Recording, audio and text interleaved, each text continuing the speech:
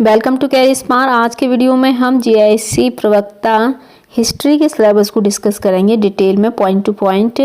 पहले जान लेते हैं कि जो एग्ज़ाम होगा वह प्री और मेन होगा। जब प्री हो पास हो जाएंगे, आप क्वालिफाई हो जाएंगे, उसके बाद आप मेंस दे सकते हैं। और प्री जो पेपर होगा वह 2 पार्ट में डिवाइडेड होगा। पहला होगा आपका सामान्य अध्ययन जीके, जिसमें साइंस से लेके, और दूसरा होगा आपका सब्जेक्ट, जो आपने इसमें सब्जेक्ट चुना है, जिस सब्जेक्ट से आपने पीजी किया हुआ है। तो जो जीके आएगा वह 40 क्वेश्चन आएंगे उसके, और आपके मेन सब्जेक्ट जो आप चुनेंगे उसके 80 प्रश्न आएंगे। टोटल 300 अंकों का आपका एग्जाम होगा, और प्लस इसमें नेगेटिव मार्किंग भी होगी। ओके, तो हम स्टार्ट कर लेते हैं अपना सिलेबस। हिस्ट्री का जो सिलेबस है वो प्राचीन इतिहास से स्टार्ट होता है। प्राचीन इतिहास के साधन पुरातत्व, जो प्राचीन इतिहास है उसकी जो इन्फॉर्मेशन है वह हम पुरातत्व से प्राप्त करते हैं, साहित्य से, और विदेशी विवरण से ही हमें प्राप्त होती है। ऐतिहासिक, जिसमें प्राचीन मानव जब स्टार्ट हुआ है, मानव का जीवन काल, वहाँ से उसके क्या क्या उपकरण थे, पाषाण युग में क्या उपकरण थे, कैसे जीवन यापन करते थे। फिर ताम्र पाषाण युग में कांस्य लोहा। उसके बाद मानव की जो सभ्यताएं स्टार्ट हुई हैं, जो नदी घाटी सभ्यता है, हड़प्पा नगर की सभ्यता, नगर योजना क्या है, और इन सभ्यताओं में मानव का जीवन किस प्रकार से था और वे किस प्रकार से मेंटेन करते थे एवरीथिंग, जिसमें उनका स्वास्थ्य हो गया, स्नान गृह, अन्न भंडार, घरेलू सामग्री, साज सज्जा, वेशभूषा, वाणिज्य, व्यापार, मोहरे, बंदरगाह, आस्था, धर्म, पशु पूजा, वृक्ष पूजा, शक्ति, शिव कांसे की नर्तकी, कला और कलाकृतियाँ, शिव विसर्जन विधि, मुख्य स्थल पतन के कारण।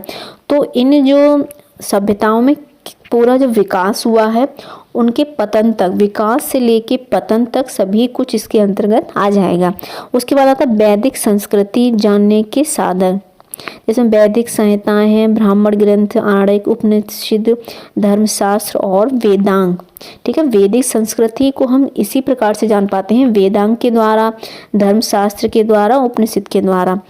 उसके बाद प्रारंभिक वैदिक संस्कृति में किस प्रकार से इनका उदय हुआ, क्या वर्ण व्यवस्था थी, राजा, विवाह, पेशा, देव एवं देवियाँ। उसके बाद आ जाता है उत्तर वैदिक संस्कृति। ठीक है, इसमें भी वही चीज़ है, जाति व्यवस्था, पेशा, राज, इसमें किस प्रकार से व्यवस्था थी उस समय के, किस प्रकार से पुरोहित थे, आर्थिक व्यवस्था क्या थी, कृषि उद्योग, ये सब क्या थे। अब इकाई 2 में है मुख्य धार्मिक आंदोलन, जिसमें जैन धर्म, बौद्ध, वैष्णव, शैव।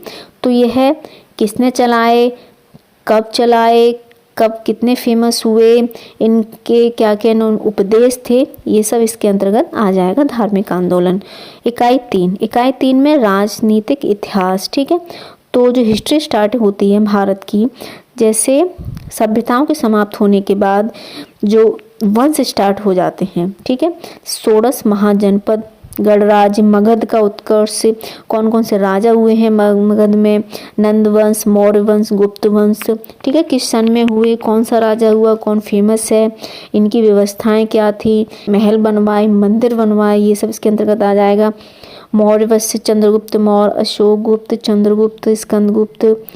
ठीक है, मगध, ये पतन के इनके क्या कारण है, उस समय कौन कौन से विदेशी आक्रमण हुए हैं, सिकंदर, हिंद, यवन, शंख, पहलव, कुषाण और होड़। उसके बाद आ जाएगा आपका उत्तरी भारत। ठीक है, 500 ईसा से 650 तक, गुप्त मौसिकी और हर्षवर्धन के काल तक, ये सब इसके अंतर्गत आ जाएगा।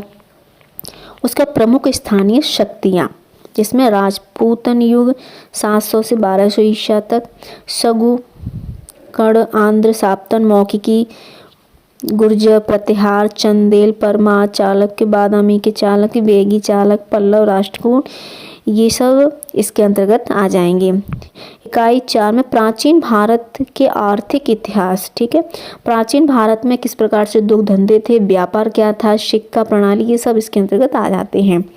इकाई 5 में कहा जाता है प्राचीन भारतीय समाज, किस प्रकार से वहाँ जाति व्यवस्था थी, वर्ण किस प्रकार से थे, आश्रम का विभाजन किस प्रकार से हुआ, संस्कार, शिक्षा, ये सब इसमें आ जाएगा।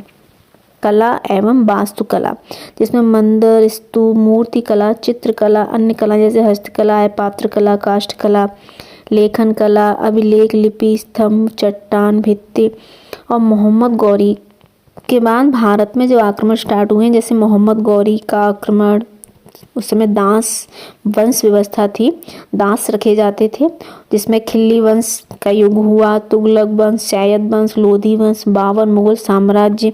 और जो बाबर मुगल साम्राज्य में कौन कौन से जो हुए हैं, जैसे हुमायूं, शेर शाह, अकबर, औरंगजेब, और उनके साम्राज्य के पतन के कारण उनकी नीति व्यवस्था, उनके द्वारा बनाए गए किले, उनके द्वारा जो कार्य किए गए हैं, वे सब इसके अंतर्गत आ जाएंगे।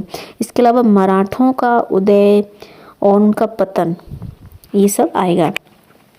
शासन व्यवस्था आएगी, दिल्ली सल्तनत की शासन व्यवस्था, मुगल साम्राज्य में किस प्रकार से व्यवस्था थी, शेरशाह सूरी की क्या व्यवस्था थी, और अकबर की भूमिगत व्यवस्था।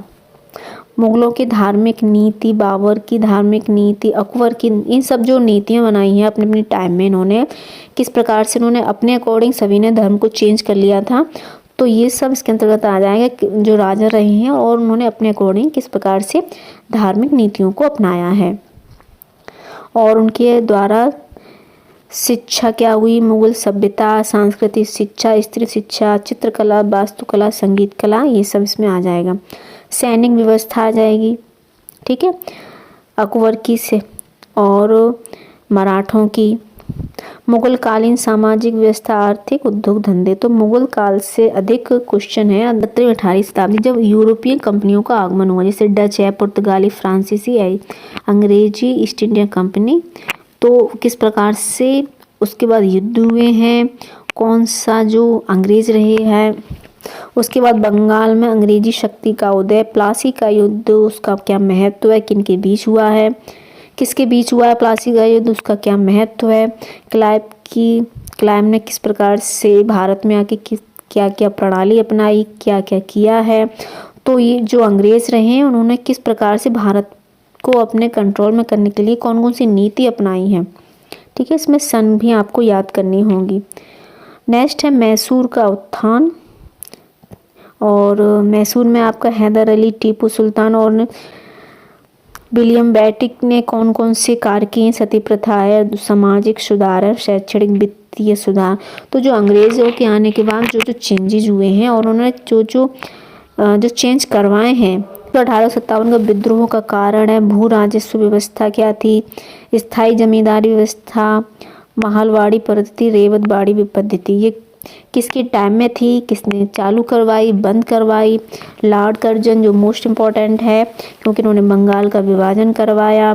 और उसके बाद कौन कौन से क्रांतिकारी आंदोलन हुए हैं, ठीक है, जिसमें मुस्लिम सुधार आंदोलन, अलीगढ़ आंदोलन, थियोसॉफिकल आंदोलन, रामकृष्ण प्रार्थना समाज, ब्रह्म समाज, और उस समय कई सारे जो प्रार्थना समाज हैं, आर्य समाज हैं, इनका भी इसी टाइम में उत्थान हुआ था, इनका भी जो जन्म है वह इसी टाइम में हुआ है।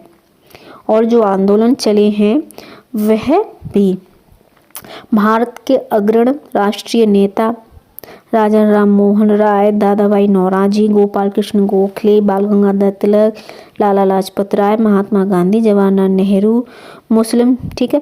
तो ये इनों के द्वारा किए गए कार्य, इन सब नेताओं के द्वारा कौन कौन से आंदोलन चलाए गए, कब किसने भाग लिया, ये सब। उसके बाद आ जाने गोपाल कृष्ण गोखले, बाल गंगाधर तिलक, लाला लाजपत राय, मुस्लिम सांप्रदाय का उदय। उसके वजह से सर सैयद अहमद खान, मुस्लिम लीग की स्थापना, 2 राष्ट्र का सिद्धांत, हिंदू महासभा, माउंटबेटन योजना, भारत का विभाजन। और ये जो एक्ट थे मोस्ट इम्पॉर्टेंट एक्ट हैं। तो ये जो सेक्शन है जो काफ़ी बड़ा सेक्शन है और मोस्ट इम्पॉर्टेंट भी है। इसके बाद स्वतंत्रता का प्रथम चरण, भारतीय स्वतंत्रता अधिनियम, रियासतों का एकीकरण, विलय, महात्मा गांधी की हत्या, 5 वर्षीय योजना, पड़ोसी देशों से भारत के क्या संबंध हैं, कौन कौन से पड़ोसी देश हैं, उनके द्वारा कौन कौन से आक्रमण किए गए हैं और कौन जीता कौन हारा, बांग्लादेश का क्या विभाजन हुआ, किसके द्वारा हुआ। तो ये इस प्रकार से जो हिस्ट्री जो है आपकी वह 6 इकाई में डिवाइडेड है। तो आई होप आपकी हिस्ट्री समझ में आ गई होगी, इसका सिलेबस समझ में आ गया होगा। तो आपके पास जो एमए की बुक है आप वहीं से स्टार्ट कर दीजिए अपनी पढ़ना, और उसके अलावा आप कंपटीशन बुक भी ज़रूर परचेज़ कीजिएगा। नेक्स्ट वीडियो को लाइक और शेयर कर दें, चैनल को सब्सक्राइब कर दें, बेल आइकन प्रेस कर दें जिससे आपको नोटिफिकेशन मिलती रहे। Thanks for watching.